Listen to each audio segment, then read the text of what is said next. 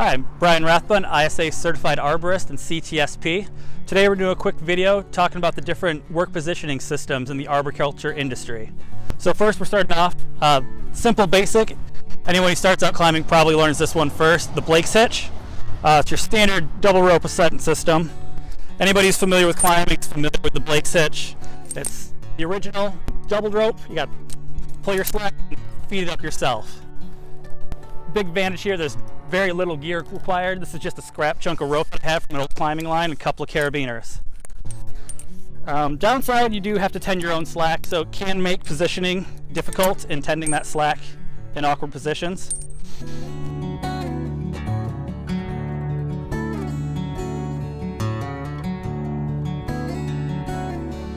A major upgrade from that was the hip climber system, which so rather than just the long split tail, now you've got a shorter eye-to-eye prusik and a micro-tending pulley. We're not training knots today, but always something good to know. You can find them online or ask a trainer as you're learning. So the biggest advantage of this one, in my experience, is the ability to tend the slack with this pulley. So this is still a double rope system, or moving rope in common nomenclature nowadays. So you're still pulling your slack up by yourself, and then the advantage, rather than pushing the knot up, you're pulling it down to set your knot.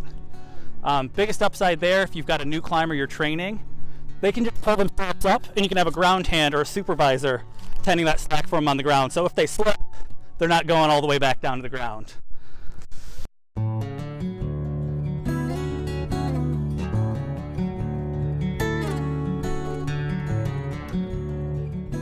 So the next big movement from there is the use of mechanical devices. My personal favorite for double rope climbing is the Petzl Zigzag. Great little piece of equipment. In my opinion, the smoothest piece of climbing equipment available right now. The biggest downside to this is that it's not midline attachable. You have to run it through the full length of your rope, so which is good. Once you get it on, it's always there ready to go for your climbing. It's just kind of a pain if you like switching ropes out periodically. But still, double rope system, pulling it up, and then tending your slack from the ground. You can do it the same way as you do with the hitch climber. Ground hand can tend for you. Bigger improvement here is the lack of sit back. So once you set that, it's pretty much there. Whereas the hitch climber, you're gonna get 2 or 3 inches depending on what kind of knot you're using. And then descent is super smooth. Very little pressure on this top plate, releases it and lets it run down.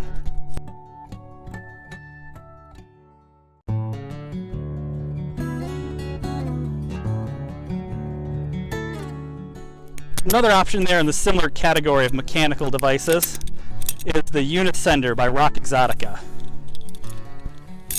This is an interesting piece of equipment here. I haven't used it much myself, but it's great in that it can be used either as a doubled rope or a single rope, moving rope or stationary rope climbing system. So this one is midline attachable just by weaving it in through these plates here.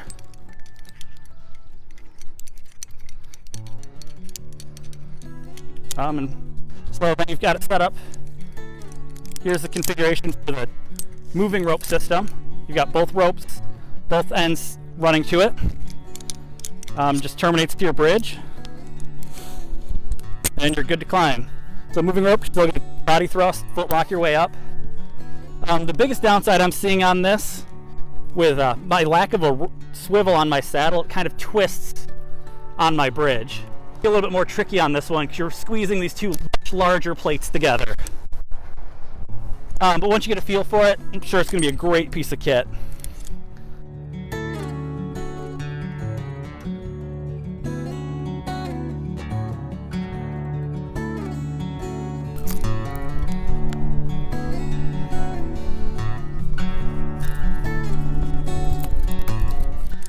So now we got the same device, didn't change anything on it, just took one end off.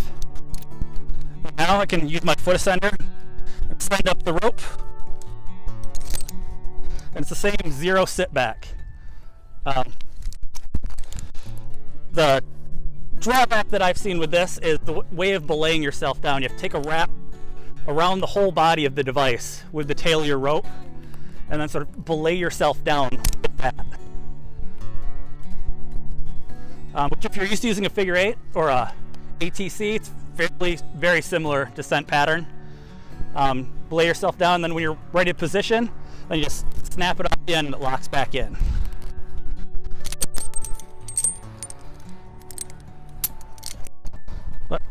So on that front of stationary rope climbing, this is a fantastic piece of kit. If it's something you feel interested in using, I would highly recommend it. I've personally spent more time using the Singing Tree products. We've got the rope wrench, which is sort of the first step in the Singing Tree development. Taking basically a standard eye-to-eye prusik system, hitch climber system, and adding friction rather than it being through a branch limb and a moving rope system. It's going through this rope wrench. So upside of this, really nothing new to learn on the system. It feels and operates very similar to a moving rope system. Some of the physics within the tree are quite different. You definitely need to study those before getting into SRT climbing.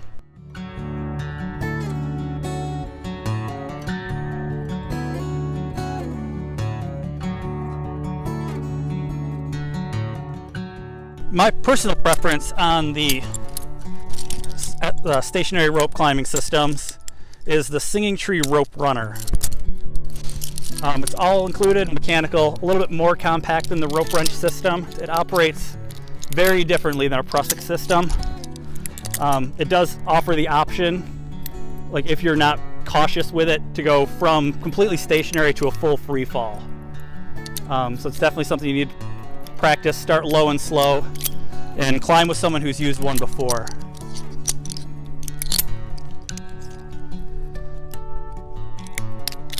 As with all the mechanicals, one of the biggest benefits of this is just the smoothness of operation. You're not fighting rope on rope friction, like nice and smooth. And additionally, very little sit back.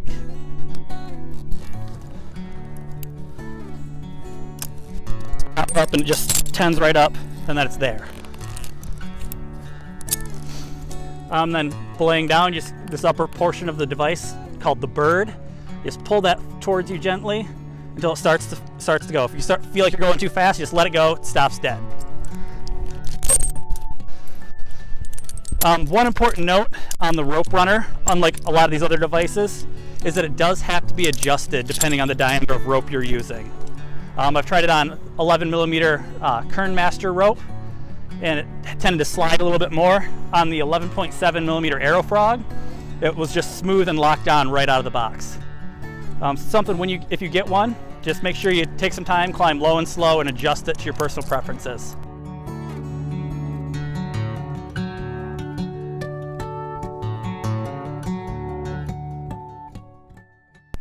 So for the time being, that's basically the major different types of work positioning systems available right now.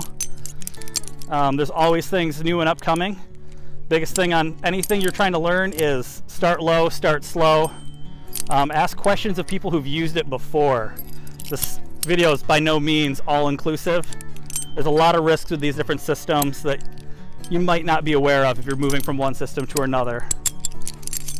So be aware of those, ask questions, and there's no replacement for hands-on training. So whenever you can get with someone who's used them, do that, and happy climbing.